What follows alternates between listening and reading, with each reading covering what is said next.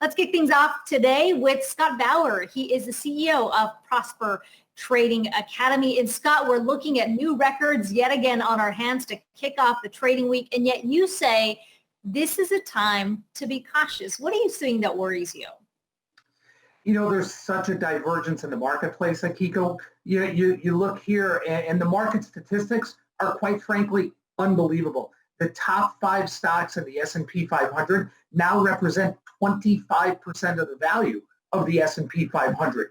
43 stocks have gains of 25% or more. However, almost 130, I think it's 128 stocks, or almost 25% of the index have declines of 25% or more. So that divergence between not just top and bottom in the S&P 500, but just even top to the next tier is as wide as it's ever been. And that has got to start converging at some point, and that concerns me a lot.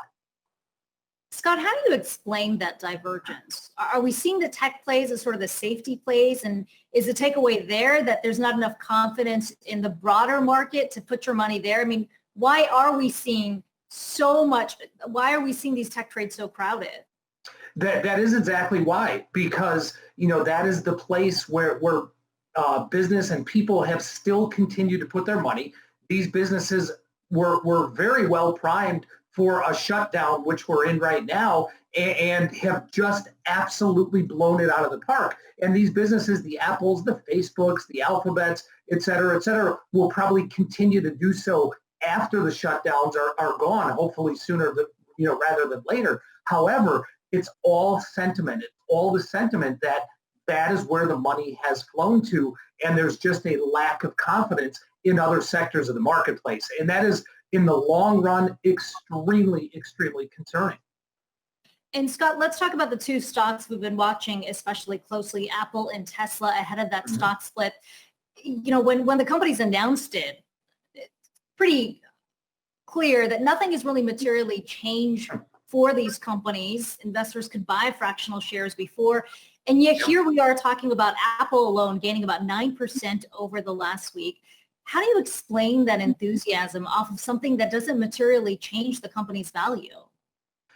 Honestly, it's almost inexplainable. I've been doing this since 1991, where I was a trader on the trading floor at the CBOE in Chicago. I've been doing this professionally. I have traded through many stock splits. I have traded actually in the pits and, just professionally also through these stock splits. And I have never, ever seen anything like this.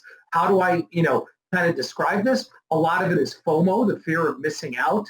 Even though you said that, you can trade fractional shares and people can get in at cheaper prices now, these are the stocks, Apple, Tesla, that even before the splits were announced, were leading the marketplace. And now they have just been runaway freight trains. Does that mean they're going to sell off after the splits, actually happen next Monday? Maybe not, probably not. But it is very, very difficult to explain this technically, fundamentally, or rationally why this is happening.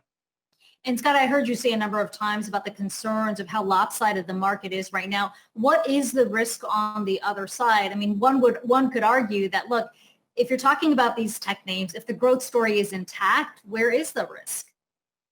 The risk is that we do get a sector rotation, and a big one. Over the last month or so, we've seen at various times, the NASDAQ has sold off. Well, that's fine. The NASDAQ is allowed to go down 1% or 2% a day without that being a sector rotation, which many of the analysts out there have called for. But when we do see one, and whether it's in 3 months, 6 months, a year down the road, whatever it is, you are going to see just the masses flooding out of these kinds of stocks and into some of those more cyclical stocks, whether it's in the financials or in energy or the consumer cyclicals. And the bottom line is, what I see happening is volatility going to pop. And so what I see in the marketplace right now is just a time to buy insurance. I'm not advocating for a sell-off. I'm not advocating that we're going to have a sell-off, nor am I advocating for people that are in the market to sell things right now. However, we all want to buy insurance when it gets on sale. Our homeowners insurance, our auto insurance. Insurance in the market is as cheap now as it has been in 6 months since the virus started, really since we saw the bottom of the market back on March 23rd. So the VIX, the volatility index, is trading the lowest point it has been. Volatility of the S&P is the lowest that it has been. So there's no reason not to buy some of that cheap insurance right now, just in case something does happen. And Scott, really quickly, what does that cheap insurance look like? You can buy some upside call options in the VIX index going out to maybe October, November, December. You can buy some downside S&P 500 puts by using either in the SPX or the SPY. You can do it just in the NASDAQ space if you wanted, someone that wanted a general coverage of the NASDAQ space in the triple Qs, the QQQ. There's plenty of spots right now to buy that insurance. Okay, Scott Bauer, some good takeaways there. Always good to talk to you. You as well.